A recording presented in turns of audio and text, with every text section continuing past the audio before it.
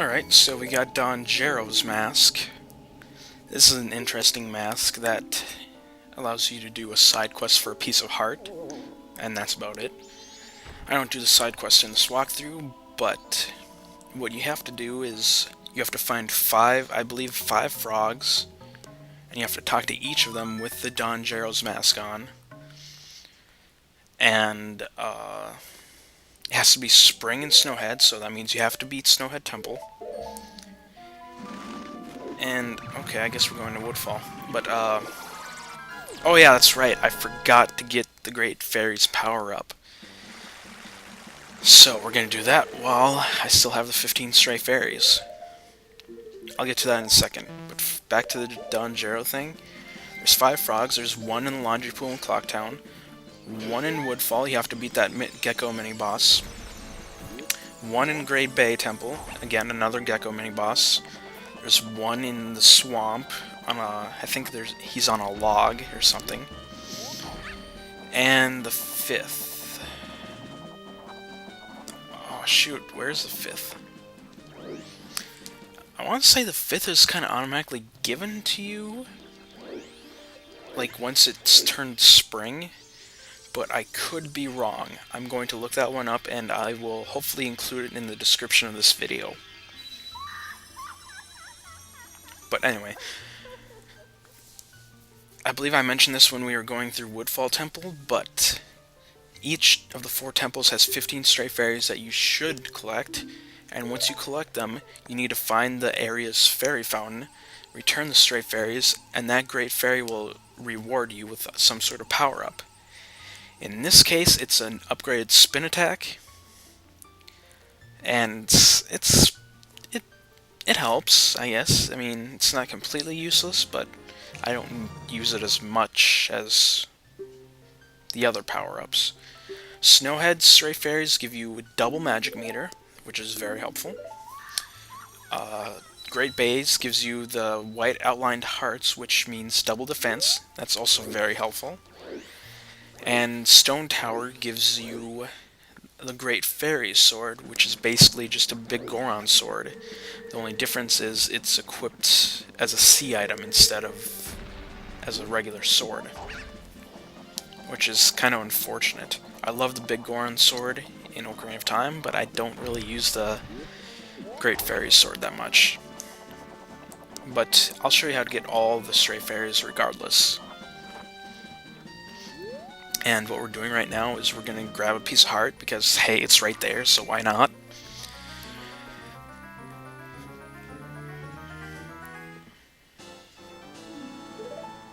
Simple.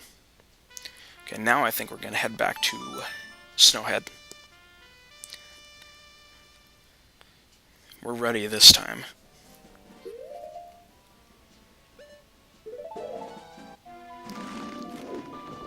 That's kind of weird. You can still see the gold light. That was really weird.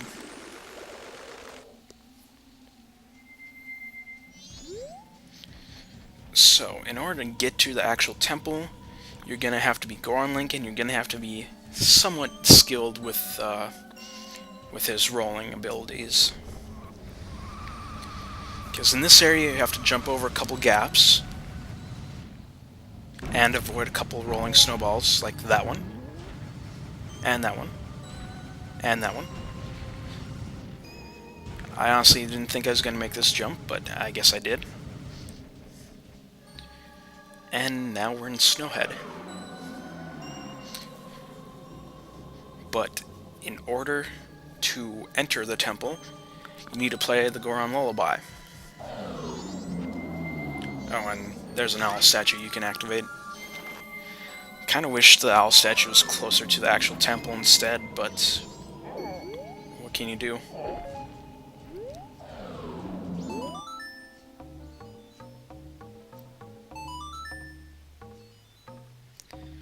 You can also see what's causing all this wind if you use the Lens of Truth. But if you play the Goron Lullaby, you'll see anyway. It's a gigantic Goron.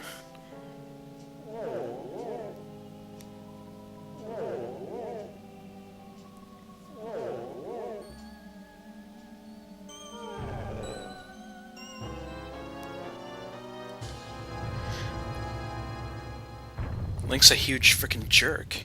Freaking killed that Goron. Actually, I'm kidding. Goron doesn't actually die. You can see him again after you beat the temple. He'll be standing off to the side and you can talk to him and la-di-da. Anyway, now all that's left is we need to roll up to the temple. Now be careful, you don't have to roll here, but this path is very narrow. So if you do decide to roll, you'll have to be very careful. And just so you know, you don't need to be rolling in order to break those snowballs. You can use a Goron punch, which I think I will demonstrate here shortly. Simple.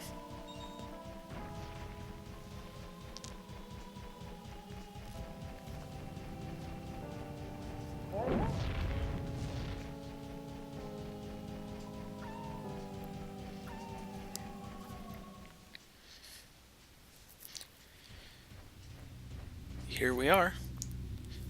Second temple.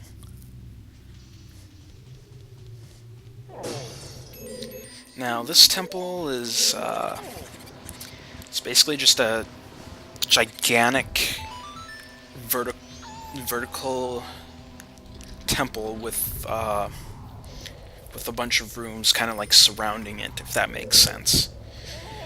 Perhaps it'll make more sense once you see the main room. Now, as I mentioned earlier, Goron Link, and only Goron Link, can walk across lava. So, no worries there.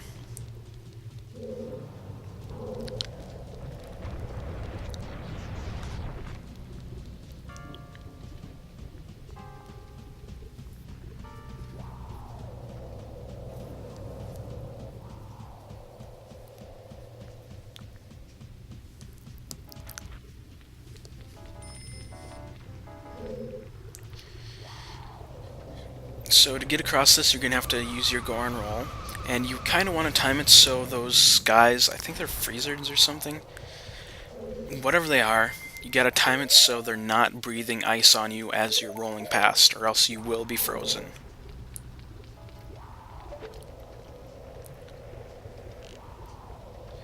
There's our first stray fairy down there, and I miss.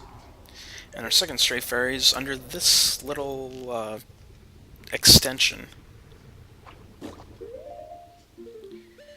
Now, hopefully you have the Great Fairy's Mask, or else this would be a whole lot more difficult.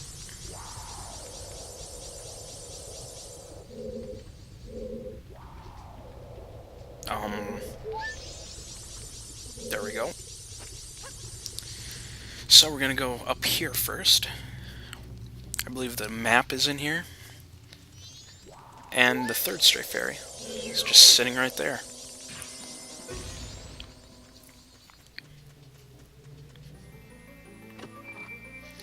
Yeah, the map was... That was the, like, easiest map to get since, like, freaking inside the Deku tree. But we have no other business in this room for now, so back down.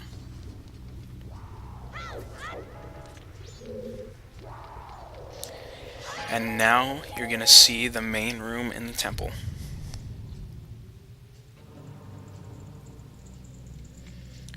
Yes, as I said, it's just a gigantic cylinder, or a gigantic vertical room.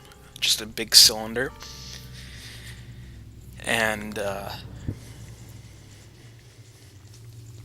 yeah, there's just a bunch of rooms, kind of, you know, on the outskirts, the circumference. And this is the first area we want to go. I believe we can get a small key in this room by taking this double block, I guess, and moving it into a certain area.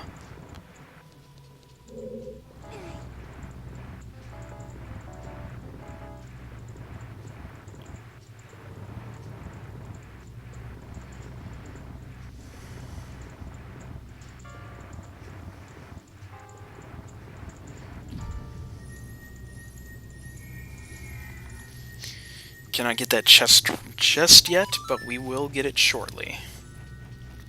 Anyway, if you go back to where the block originally was, go back there and open the chest.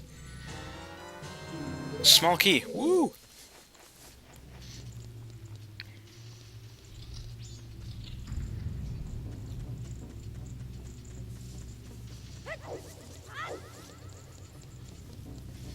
So I think we want to go back to the entrance room, because now that we have a small key we can get across, or get through a door.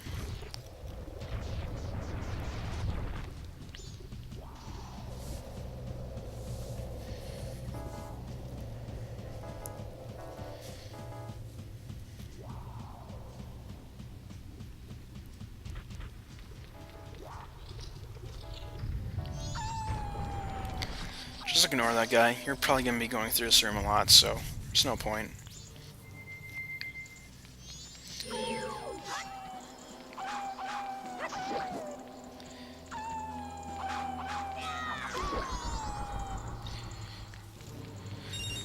Alright, he's taken care of.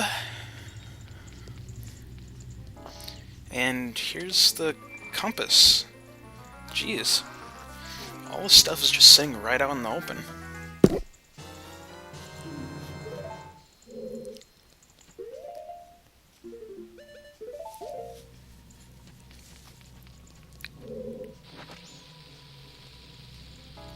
So that crate up there, you want to you want to blow it up with a well-placed bomb throw so you can get that stray fairy. And then use another bomb to reveal a staircase. We can't do anything in this room besides what we've just done, so head forward. And you'll want to be careful in this room because there are icicles that will fall from the ceiling and hit you if you're not careful. And if you remember doing this to get into the mountain area, you just have to do it multiple times now.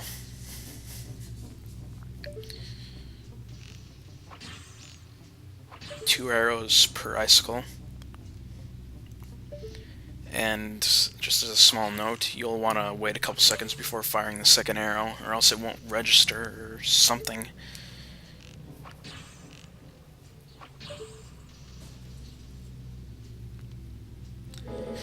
So now that we've got all that taken care of, we can get a couple things in this room.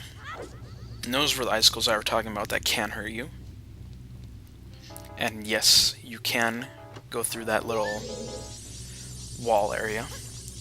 The hint that it was fake was that there was snow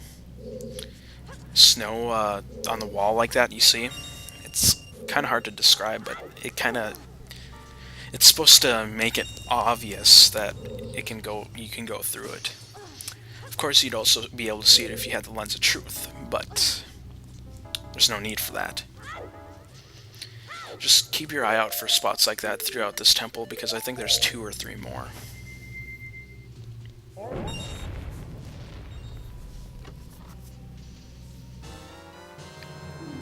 Small key.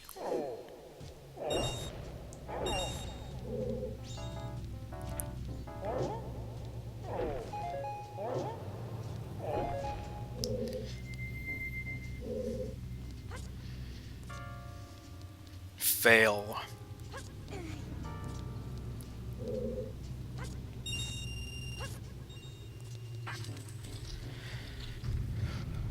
Oh, this room.